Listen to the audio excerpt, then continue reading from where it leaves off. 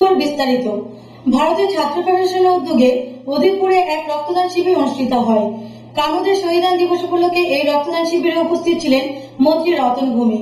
মোট 103 জন রক্তদাতা স্বেচ্ছায় রক্তদান করেন। রক্তদান শিবিরে হিড়িক উদয়পুর প্রতিনিয়ত লেগেই রয়েছে। রক্তদান জীবনদান এই স্লোগানে সারা রাজ্যের সাথে উদয়পুরেও চলছে রক্তদান শিবির। গতকাল উদয়পুর ভারতের ছাত্র ফেডারেশনের উদ্যোগে কানুদের শহীদান দিবস উপলক্ষে রক্তদান শিবির ও আলোচনা সভা অনুষ্ঠিত হয় ত্রিপুরা সুন্দরী হাই সেকেন্ডারি স্কুলে। শিবিরে মোট রক্তদান করেন 63 জন। এদিকে গতকালও অরুণ দেবের 23তম শহীদান দিবস উপলক্ষে ভারতের ছাত্র ফেডারেশনের উদয়পুর বিভাগীয় কমিটি কাকরাবন বিআরসি হলে রক্তদান শিবিরে মোট রেকর্ড পরিমাণ 102 জন রক্তদান করে। রক্তদান শিবিরটির উদ্বোধন করেছিলেন পর্যটন মন্ত্রী রতন ভৌমিক এবং কানুদের শহীদান দিবসে উপস্থিত ছাত্র ফেডারেশনের উদয়পুর বিভাগের সভাপতি দেবাশিস রায় চৌধুরী ও সম্পাদক শুভ চক্রবর্তী আলোচনা সভা অনুষ্ঠিত করেন। বক্তারা বক্তব্যে বলেন, তৎকালীন সময়ে নিষ্পাপভাবে পুলিশের গুলিতে মৃত্যু হওয়াকে ধিক্কার জানান এবং তার পরিবারের প্রতি সমবেদনা জ্ঞাপন করেন। প্রতি বছর এই দিবসগুলিতে রক্তদান শিবির অনুষ্ঠিত করে থাকে। আমরা আজকের এই ত্রিপুরা সুন্দরী স্কুলে আমরা রক্তদান শিবিরের আয়োজন করেছি। উদয়পুর থেকে বাণীব্রত দত্তের রিপোর্ট, খবর ত্রিপুরা। খবর ত্রিপুরার সংবাদ পরিবেশনের জেরে আবর্জনা মুক্ত হল সোনামুড়া তামসাবাড়ি রাধা মাধব সংলগ্ন রাস্তাটি। দীর্ঘদিন ধরে রাস্তাটি অর্ধেক দখল করেছিল এই নোংরা আবর্জনা, কিন্তু আমাদের সংবাদ পরিবেশনের জেরে তড়িঘড়ি নগর পঞ্চায়েত জঞ্জাল মুক্ত করল রাস্তাটিকে। খবর ত্রিপুরার খবরের জেরে জঞ্জাল ও আবর্জনা মুক্ত হল রাস্তা। সোনামুড়া নগর পঞ্চায়েতের তামসাবাড়ি রাধা মাধব মন্দির সংলগ্ন রাস্তাটির অর্ধেক দখল করেছিল নোংরা আবর্জনা ও আবর্জনা ভর্তি বস্তার স্তূপ। আমাদের চ্যানেলে এই বিষয়ে একটি সংবাদও পরিবেশন করা হয় গতকাল, আর তারপরে আজ তড়িঘড়ি রাস্তাটি নোংরা আবর্জনা মুক্ত করল সোনামুড়া নগর পঞ্চায়েত। উল্লেখ্য, দীর্ঘদিন ধরে সোনামুড়া দৈনিক বাজারের একাংশ মুদি ও সবজি ব্যবসায়ী বিভিন্ন নোংরা আবর্জনা এনে ফেলত এই রাস্তাটিতে। রাস্তাটির অর্ধেক অংশে দখল করেছিল এই সমস্ত আবর্জনা, ফলে আশেপাশের বাড়িঘরের লোকজন সহ অসুবিধা হচ্ছিল স্কুল ছাত্রছাত্রী, বাজারে আসা লোকদের সহ মন্দিরে আসা ভক্তদেরও। এই আবর্জনাগুলি দুর্গন্ধে জীবন দুর্বিষহ হয়ে পড়েছিল আশেপাশের বাড়িঘরের লোকজনদের। নাকে কাপড় দিয়ে চলতে হতো পথ চলতি মানুষদের, এমনকি মন্দিরে আসা ভক্তদের। দৈনিক বাজারের ওই সমস্ত ব্যবসায়ীদের কাণ্ডজ্ঞানহীনতাকে দায়ী করেছে সবাই। আর তাছাড়া স্কুল পড়ুয়া ছাত্রছাত্রীদের এই দুর্গন্ধের রোগের সম্ভাবনাও রয়েছে। আর খবর ত্রিপুরা এই সংবাদ পরিবেশনের জেরে রাস্তাটি আবর্জনা মুক্ত হয়েছে বলে অনেকেই ধন্যবাদ জানিয়েছেন খবর ত্রিপুরাকে। এবং অজস্র ধন্যবাদ জানাই নগর পঞ্চায়েতকে যে ওনারা এই খবর ত্রিপুরা সংবাদ শোনার পরেই এই জায়গাটাকে পরিষ্কার পরিচ্ছন্ন করেছে। আমি আবার আশা করি যে নগর পঞ্চায়েত সবসময় এই জায়গাগুলো তাদের দৃষ্টি দেবেন এবং প্রায় প্রত্যেক দিনই এই জায়গাটা যে পরিষ্কার করবেন, এটাই আমরা নগর পঞ্চায়েতের প্রত্যাশা এবং খবর ত্রিপুরা সবাইকে অশেষ ধন্যবাদ জানাচ্ছি। 2 দিন আগে এখানে পাশাপাশি 2টা মন্দির আছে, একটা রাধা মাধব মন্দির, একটা রাম ঠাকুর সেবা মন্দির, কিন্তু বাজারের নোংরা যত আবর্জনা আছে সবাই নিয়ে এখানে বাজারের লোকরা ফালায়। তো আজ থেকে 2 দিন আগে খবর ত্রিপুরা গতকালকে খবর ত্রিপুরায় এই নিউজটা করছে, করার সাথে সাথে আজকে এই 10টা সাড়ে 10টার মধ্যেই আবর্জনাগুলা তড়িঘড়ি করে পরিষ্কার করে গেছে ভবিষ্যতে। এবং এই ব্যাপারে আমি খবর ত্রিপুরাকে রাধা মাধব মন্দিরের পূজারী হিসাবে অসংখ্য ধন্যবাদ জানাই। তারা যে কাজটা করছে করাতে পরিবেশটা একটু দূষণ হয়েছে এবং দূষণমুক্ত থেকে পাচ্ছে। খবর ত্রিপুরাকে আমি আরও ধন্যবাদ জানাবো, যাতে এইসব নিউজ, আর শুধু এই মন্দিরের না, যে কোনো মন্দির, মসজিদ, গির্জা, এইসব পরিবেশটাকে তারা যাতে নিউজকে প্রতিনিয়ত নিউজকে পরিবেশটাকে সুস্থ রাখার বিধান করে, এই ব্যাপারে খবর ত্রিপুরাকে আমি অসংখ্য ধন্যবাদ জানাই। এবং তারা আশা ব্যক্ত করেছেন যে আগামী দিনেও জনস্বার্থে খবর ত্রিপুরায় এই ধরনের খবর প্রকাশিত হবে। কালকে এই জায়গায় খবর ত্রিপুরা অনেক নোংরা জমে থাকতো। আমরা যাওয়ার সময়, আসা যাওয়ার সময় এগুলো নোংরাগুলি আমরা অনেক দুর্গন্ধ বেরোতো, আমরা আসা যাওয়া করতে পারতাম না। কালকে খবর ত্রিপুরা এটা প্রকাশ হওয়ার পরে যেটুকু এটা আজকে পরিষ্কার করে দিয়েছে, তাই আজকে আমি খবর ত্রিপুরাকে আন্তরিক শুভেচ্ছা ও অভিনন্দন জানাই। আশা করি খবর ত্রিপুরা সামনের দিনও খুব ভালো কাজ করবে। সঙ্গে সঙ্গে আমি নগর পঞ্চায়েতকেও ভালো অভিনন্দন। সুকান্ত বর্মনের রিপোর্ট, খবর ত্রিপুরা। খোয়াই মহকুমা শাসকের কার্যালয়ে ভূমিকম্প ও বন্যায় দুর্গতদের কিভাবে উদ্ধার করা যায় সে বিষয়ে এক মহড়া অনুষ্ঠিত হয়। মহকুমা শাসক সহ অনেকে উপস্থিত ছিলেন এই মহড়ায়। খোয়াই মহকুমা শাসকের অফিস গৃহের সামনে গতকাল প্রাকৃতিক দুর্যোগ মোকাবেলা প্রশিক্ষণ শিবির অনুষ্ঠিত হয়। অনুষ্ঠানের সূচনা করেন বিধানসভার মুখ্য সচেতক সমীর দেব সরকার। এছাড়া উপস্থিত ছিলেন পঙ্কজ চক্রবর্তী। তবে দুর্যোগ মোকাবিলা করার জন্য ব্যবহৃত গাছ কাটার মেশিন দেখা গেল স্টার্ট করতে প্রায় 10 মিনিট লেগে গেল। মহড়াতে এই অবস্থা যদি সত্যি সত্যি বিপর্যয় আসতো তাহলে কি হতো? যদিও ঠিক ওই সময়ে সামান্য ভূমিকম্পও হয় খোয়াই জেলাতে। যাই হোক, উক্ত মহতী অনুষ্ঠানকে ঘিরে আমজনতার উপস্থিতি ছিল কৌতূহলমূলক। ওনারাও এই সুযোগে মহড়া দিয়ে ফেলেন। আগামীকাল হবে বন্যায় দুর্গতরা কিভাবে বিপর্যয় থেকে পরিত্রাণ পাবেন সে ব্যাপারে মহড়া। যেমন ধরুন আমাদের ত্রিপুরা রাজ্য, আমরা বলবো ভূমিকম্প প্রবণ এলাকা, এটা পরীক্ষিত, জানা গেছে নানান গবেষণার মধ্য দিয়ে, এবং এটা 5 নম্বর চলে আছে। আমরা সবাই কি মানসিক ভাবে প্রস্তুত যে সেই বিপদে যদি কখনো নেমে আসে আমরা তাকে মোকাবিলা করার জন্য? আমি একটাই বললাম যে আমরা ठीक है। तो बाढ़ से बचने के लिए जैसा जो आदमी बाढ़ में आ गया उनको कैसे रेस्क्यू करना है, उसके लिए बोट है, रेस्क्यू बोट, और ये लाइफ जैकेट बोलते हैं इसको। इससे आराम से आप पानी में तैर सकते हैं आराम से, कोई इतना दिक्कत नहीं। वैसे हम दिखाएंगे पानी में कैसे तैरते यहाँ पे, कल दिखाएंगे सर, कल दिखाएंगे इसका डेमोन्स्ट्रेशन, क्योंकि पानी से कैसे आदमी को रेस्क्यू किया जाता है और पानी से निकाला जाता है, वो पूरा कल हम बता देंगे। वैसे डेमोन्स्ट्रेशन ही कराएंगे, आपको सिखाएंगे कैसे बचना है। और जैसा आपको एक उधर ही जाके कैसे आदमी को कैसे रेस्क्यू करना है, जैसा आप ऐसे जाएंगे तो रेस्क्यू करेंगे तो जो आदमी डूब रहा है वो भी आपको लेके डूबेगा, इसलिए ये इसका इस्तेमाल किया जाता है।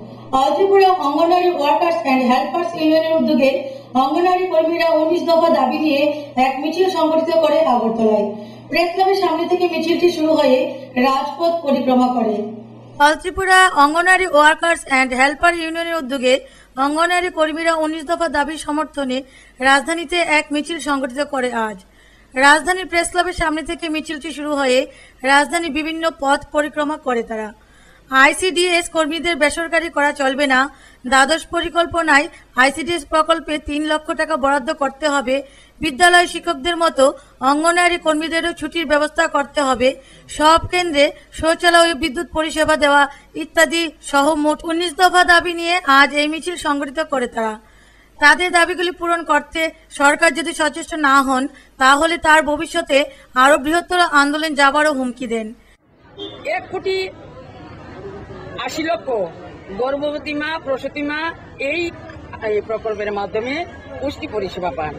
দেখা গেল কেন্দ্র সরকার ইদানিং যে আইসিডিএসটাকে বেসরকারীকরণ করতে চাইছে এবং আইসিডিএস মিশন তৈরি করতে চাইছে।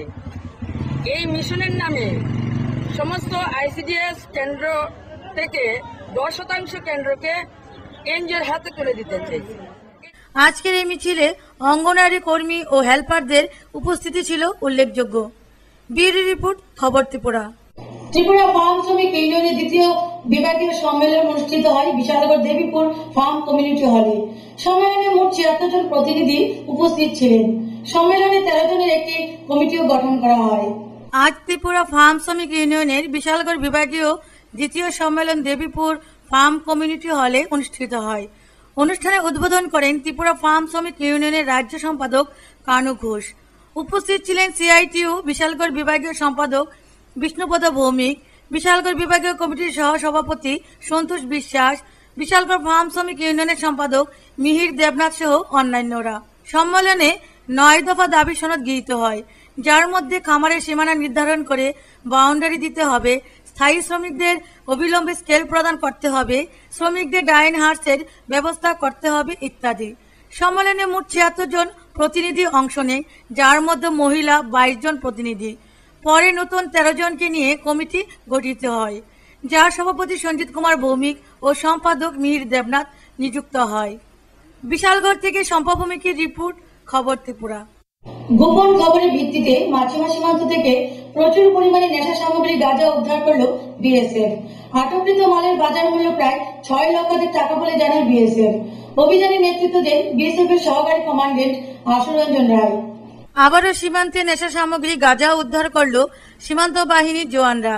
সোনামুড়া মাছিমা সীমান্তে একটি পরিত্যক্ত জঙ্গল থেকে প্রায় 120 কেজি গাঁজা উদ্ধার করল বিএসএফ জওয়ানরা, যার বাজার মূল্য প্রায় 6 লক্ষ টাকা। এক গোপন খবরের ভিত্তিতে আজ দুপুর 1:30 সীমান্ত বাহিনীর সহকারী কমান্ডেন্ট আশুরঞ্জন রায় মাছিমা সীমান্ত থেকে প্রায় 600 মিটার ভেতরে একটি জঙ্গল থেকে আটক করে এই নেশা সামগ্রী গাঁজা। এলাকাবাসী অনেকের অভিযোগ, দীর্ঘদিন ধরে এই সীমান্ত দিয়ে বিভিন্ন নেশা সামগ্রী গাঁজা, ফেন্সিডিল, বিলিতি মদ সহ নানা ধরনের নেশা সামগ্রী পাচার হয়ে আসছে। এক কথায় এই সীমান্তটি পাচার বাণিজ্যের স্বর্গরাজ্য হয়ে উঠেছে। আর এবারও এত বিপুল পরিমাণে নেশা সামগ্রী গাঁজা পাচারের উদ্দেশ্যেই সীমান্ত লাগোয়া জঙ্গলে রাখা হয়েছে বলে মনে করছে বিএসএফ এর সহকারী কমান্ডেন্ট আশুরঞ্জন রায়। যদি বিএসএফ কাউকে আটক করতে পারেনি বলে জানান তারা, তবে বিএসএফ এর এই সাফল্যে মাছিমা সীমান্তের পাচার বাণিজ্যে কিছুটা হলেও যে প্রভাব পড়েছে তা বলাই বাহুল্য। ব্যুরো রিপোর্ট, খবর ত্রিপুরা। বৌদ্ধদের তীর্থভূমি বুদ্ধগয়া মহাবুদ্ধ বিহারে বোমা বিস্ফোরণের প্রতিবাদে বুদ্ধদের মধ্যে তীব্র প্রতিক্রিয়া সৃষ্টি হয়েছে। বুদ্ধ ও অবুদ্ধ তীর্থভূমি নিরাপত্তা ও ঘটনায় যুক্ত দোষীদের শাস্তির দাবিতে রাজধানীতে বৌদ্ধরা রাজ্যপালের নিকট প্রধানমন্ত্রীর উদ্দেশ্যে একটি স্মারক পেশ করেন। বৌদ্ধদের তীর্থভূমি বৌদ্ধগয়ায় মহাবোধি বিহার সহ সংলগ্ন মন্দিরের সন্ত্রাসবাদীদের বোমা বিস্ফোরণ এবং একজন বৌদ্ধ ভিক্ষু সহ একাধিক আহত হওয়ার ঘটনার রাজ্যের বৌদ্ধদের মধ্যে তীব্র প্রতিক্রিয়া সৃষ্টি হয়েছে। এই ঘটনার প্রতিবাদে আজ এক ধিক্কার মিছিল সংগঠিত হয় রাজ্যের বিভিন্ন স্থানে। এছাড়া বৌদ্ধ ও অবৌদ্ধ তীর্থভূমির নিরাপত্তার বিধান সহ দোষীদের দৃষ্টান্তমূলক শাস্তির দাবিতে ভারতের প্রধানমন্ত্রীর উদ্দেশ্যে রাজ্যপালের মাধ্যমে স্মারকলিপিও পেশ করা হয়। এর আগে রাজধানীর বৌদ্ধরা আস্তাবলের সামনে থেকে একটি বিক্ষোভ মিছিল সংগঠিত করে রাজ্যপালের নিকট পেশ করে এই স্মারকলিপি। মিছিলে বৌদ্ধদের উপস্থিতি ছিল বেশ উল্লেখযোগ্য। ব্যুরো রিপোর্ট, খবর ত্রিপুরা। ত্রিপুরা খ্যাতমজুর ইউনিয়ন রবীন্দ্রনগর অঞ্চল কমিটির উদ্যোগে অঞ্চলভিত্তিক কনভেনশন অনুষ্ঠিত হয় দ্বাদশ শ্রেণীর বিদ্যালয় কনফারেন্স হলে। অঞ্চলের শ্রমজীবী মহিলাদের নিয়ে অনুষ্ঠিত হয় এই কনভেনশন। ত্রিপুরা রাজ্য খ্যাতমজুর ইউনিয়ন রাজ্যভিত্তিক কর্মসূচির অঙ্গ হিসাবে জুলাই মাসব্যাপী চলছে গ্রাম পাহাড়ের শ্রমজীবী মহিলাদের নিয়ে সমান মজুরি ও কর্মসংস্থানের দাবিতে কনভেনশন। এই কর্মসূচির অঙ্গ হিসাবে সোনামুড়া বিভাগেও চলছে 12টি অঞ্চলে খ্যাতমজুর মহিলাদের নিয়ে কনভেনশন। আজ রবীন্দ্রনগর অঞ্চল কমিটির উদ্যোগে অঞ্চল ভিত্তিক অনুষ্ঠিত হয় দ্বাদশ শ্রেণী বিদ্যালয় কনফারেন্স হলে শ্রমজীবী মহিলাদের নিয়ে কনভেনশন। কনভেনশনের সভানেত্রী ছিলেন কাকলি শীল। অঞ্চলের বিভিন্ন শাখা থেকে 2 শতাধিক শ্রমজীবী মহিলা অংশগ্রহণ করে। কনভেনশনে বক্তব্য রাখেন সংগঠনের স্থানীয় নেতৃত্ব আব্দুল খালেক। বক্তব্য রাখেন বিভাগীয় নেতা মমতাজুল ইসলাম। প্রধান বক্তা ছিলেন সংগঠনের বিভাগীয় সভাপতি নেপাল পাল। এছাড়া উপস্থিত ছিলেন খ্যাতমজুর নেতা নিত্যহরি দাস। আজকে স্বাধীনতার 65 বছরের মধ্যে আজকে খ্যাতমজুরদের বিরুদ্ধে কোন কেন্দ্রীয় আইন আজকে হচ্ছে না। আমরা সারা বছর লড়াই করছি, সংগ্রাম করছি, আন্দোলন করছি খ্যাতমজুরদের জন্য একটা কেন্দ্রীয় আইন করার জন্য। অথচ আমরা দেখছি আমাদের দেশের মধ্যে গাছের জন্য আইন আছে, আমাদের দেশের মধ্যে গাছের জন্য আইন আছে। একটা গাছ যদি কেউ কাটে ফরেস্টের অনুমতি নিতে হয়, না হলে ফরেস্ট মামলা হবে। একটা পশু পাখি যদি কেউ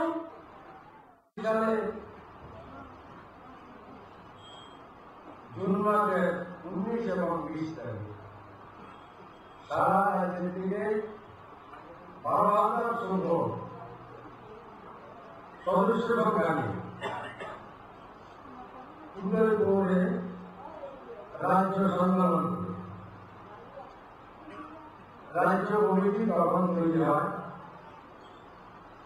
বিভাগীয় কমিটি, অঞ্চল কমিটি, প্রাথমিক কমিটি তৈরি হয়েছে, কিন্তু তখন সংবিধান ছিল না।